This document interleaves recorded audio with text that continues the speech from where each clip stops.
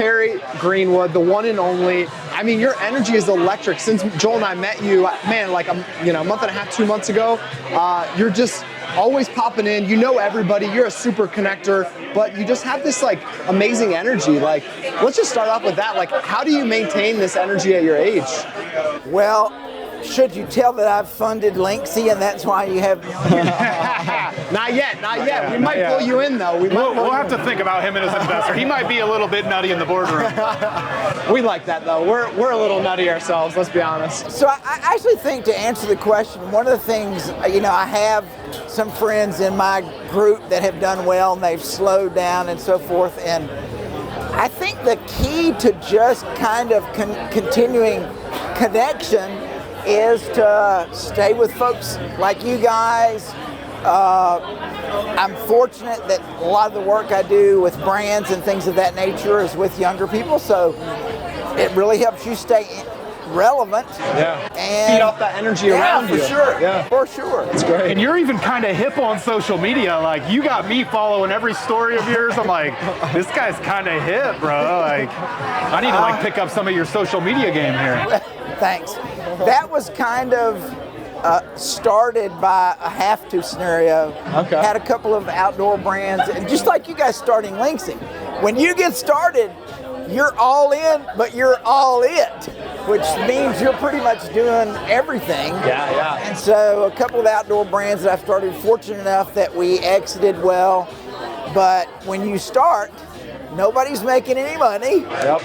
Everybody's doing everything they can, and so I kind of, I'm a storyteller anyway, so the ability to kind of grow and learn in the content world, in the roles I'm in now, you have to be able to measure how somebody else is doing in that part. So the best way to measure it is just to try to do it yourself and see how hard it is, see if you can be relevant in your comments. But most importantly, that social media is meant to connect, right? Just like what you guys are doing in person with events live, you got to connect to get the people there. For sure, you absolutely do. And it's become a little bit too much on the swiping and scrolling, even though it's a way that you can connect online. It's not what people need. It's not the like in real-time experiences that we're looking for. So it's a unique blend and spin on how people connect. Oh, Terry, they're coming for you. Terry! I didn't tell him I was coming here. And I feel like another reason that you might, have this, besides like being around young energy, you're also an adventurer, and a lot of the brands that you're working with, and maybe you could talk about Gear Goat Exchange, are like adventure. They're like going outdoors, they're health related. Like, how much does that play into the overall picture for you as well? Well, it plays a lot, enough so that I've just had hip replacement surgery from being a little more active than I needed to be, I guess. Yeah. What happened? Snowboarding. Well, accumulation over time. I mean, college football at this size, returning punts, being hit by guys that weigh over 200. Oh, man. Snowboarding. I've fallen off everything you can ride, from horses to bikes to goats to donkeys. Oh, man. So just over time, the wear and tear, that's one of the hip replacements. So, but from an adventure standpoint, I think I've just, they're going to find me yet. No, I think you're secure with us. Okay. We're just telling you you're the parole board and you've got me up here. Yeah. Sounds good? Sounds good? Yep. I don't know if that'll pass with these shirts that we got on. Well, you're undercover. Yeah, we're undercover. You're watching for somebody else besides me that's important. To go back to your question about health, activity, I think adventure, just that space, I got into the things I'm doing now kind of as what you guys refer to now as side hustles. You have a few of those going on. And my side hustles became the thing that drove the energy, and so it just so happened I ended up doing brands that were in the outdoor space, whether that is sporting life, plantation hunts, snowboarding, fly fishing. So you're getting outdoors, and I'm one of those guys that there's a lot that I can do pretty well in the outdoors, but when you're in places like Jackson Hole and your partners are those guys, adrenaline junkies, you're the guy that thinks you're pretty good and they take you out in the backcountry or wherever just so they can laugh at the tenderfoot, you know, the city boy. So continuing to try to get better and again, just staying active so that I'm not that guy that I guess deteriorates mentally and physically because you're just don't have that purpose, you know? I mean, again, going back to what you guys are doing with Linxy and with Skylink Media, you have a reason to get up every day. And, you know, connection with Ashley and Compresh. Yeah. I mean, look how excited she is, and she can just as easily be 20 years older and have this new thing that just gives you that energy. And so I've been doing that since my 20s. Yeah. Something new that you find that just gives you that connection and reason to get out there. It's pursuing purpose. Yeah. The other piece of it is having the persistence to keep pursuing that purpose. That's the fuel. That's the everyday energy that you get. And when you continue to choose and pursue purpose, you have unlimited, unboundless energy regardless of age. Yeah. Right? Look, Joel, you're the same. Yeah. Oh yeah, I'm 21. Did you know that? I thought you were 23. Close. I would have guessed a little high. So sorry. I'm way over that. I'm way over that. I'm hiding under the skin. Well, I've been bragging on you two guys to friends of mine, my youngest who just got back from Thailand a few months ago, and what am I doing? What am I into now? And guys, I've connected to two young hustlers, lots of energy. We back! We back! Yes, we are. We feel that too, and what Joel and I have talked about you too, just like the continued collaboration and how you move and think in the world, which we've talked a little bit about. But I'm curious also to hear kind of how you think. Obviously, you've made it, as far as like having successful businesses. How do you think about like how you invest in businesses and how you actually like look to deploy capital with kind of the philosophy that we've talked about, purposeful philosophy? It's interesting for me. The first thing that comes around is it's something that I understand. I'm not a tech investor. I'm a basic business guy. Is there a story to tell there? Is there a connection to be made with that consumer? Is there a little bit of a void where we can grab some market share? A little white space to grab. Yeah.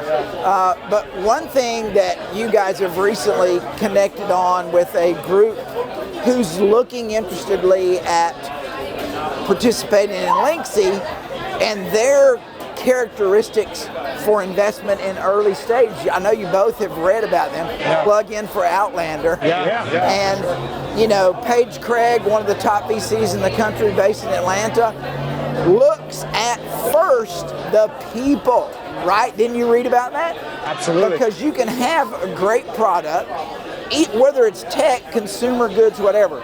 You can have a great product, but if you don't have the drivers and the founders, maybe you buy in to get them out, but they're not going to be the people to make it happen.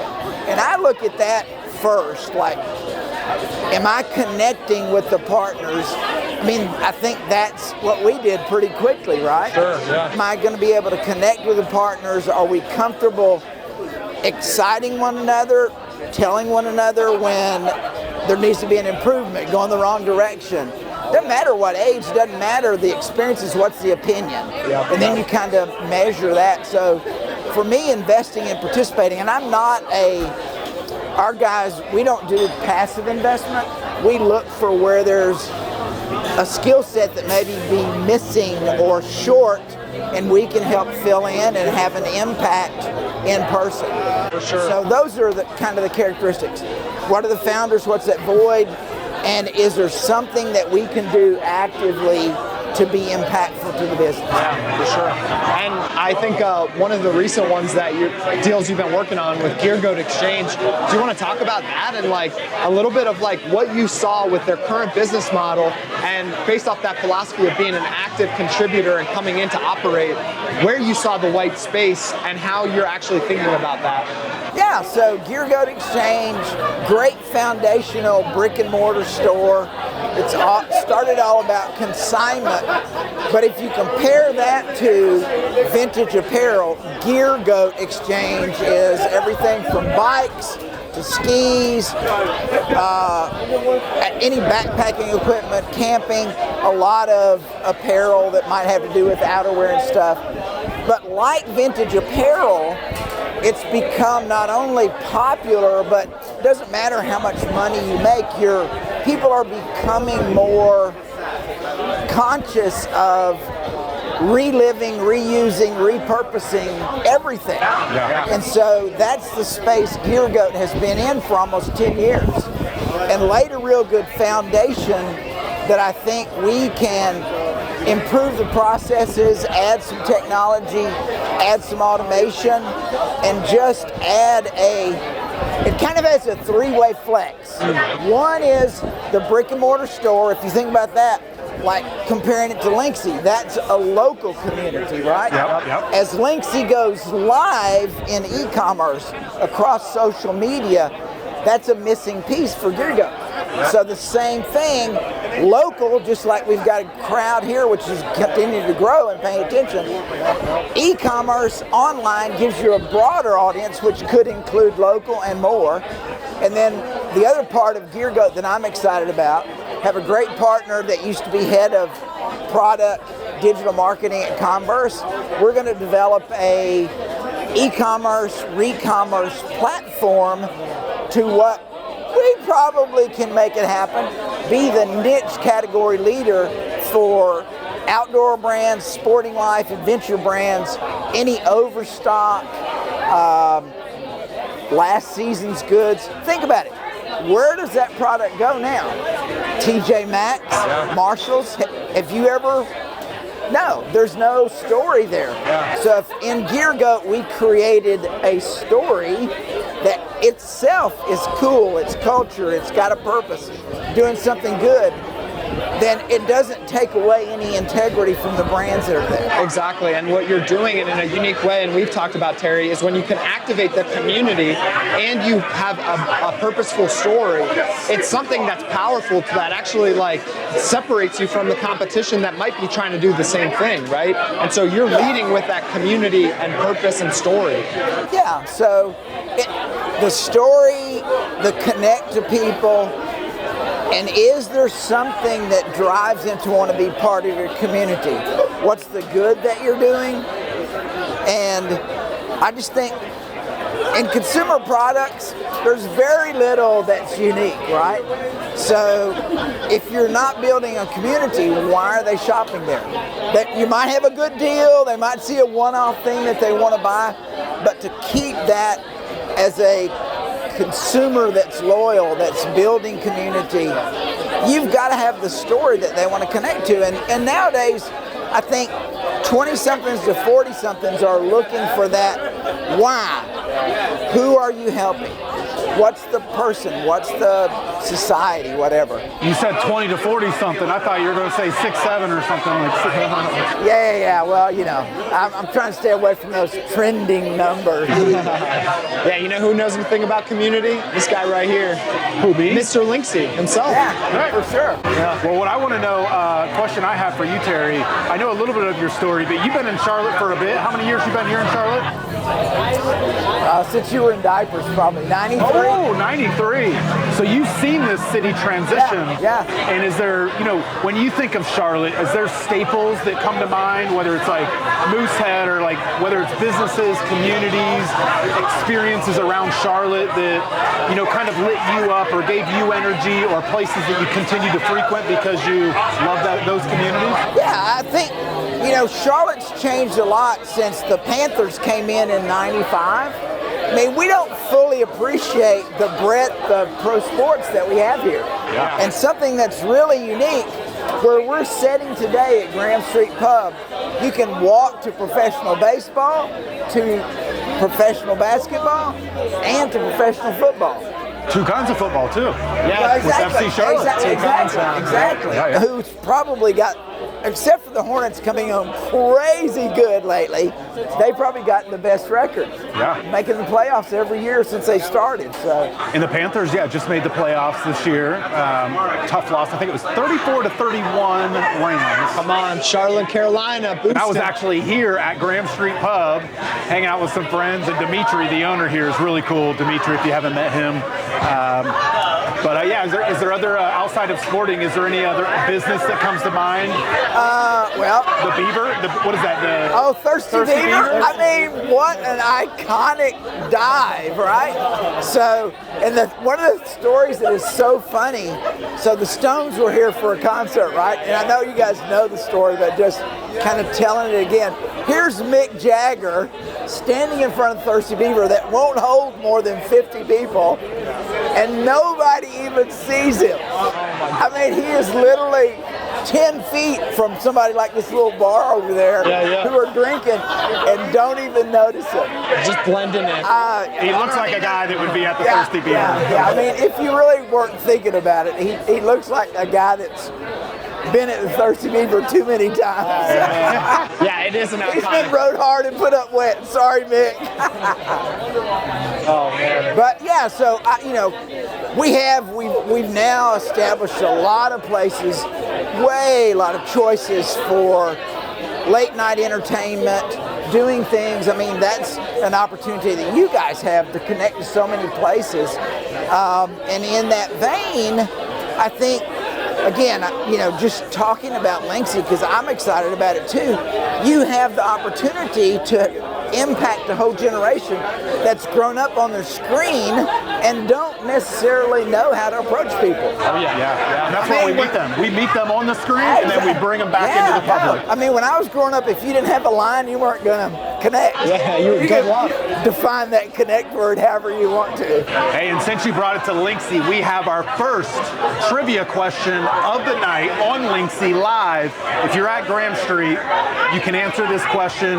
We're giving out drink tickets to whoever gets the first answer correct. And the trivia question here, baby. So what you got to do is you got to check in, go live at Graham Street Pub at this event. And we have our first trivia question here. What year did the Knights play their first game in the new stadium? Hey, just so you know, I got it too. Oh, let's go. Terry's on. Anybody in this place can answer the question, and we're giving out drink tickets all night to who answers our poll questions and trivia questions. So it's a way to engage a little bit using Linxy. Yeah, this is our live activation and a live question for live prize. Did I say live enough? Live.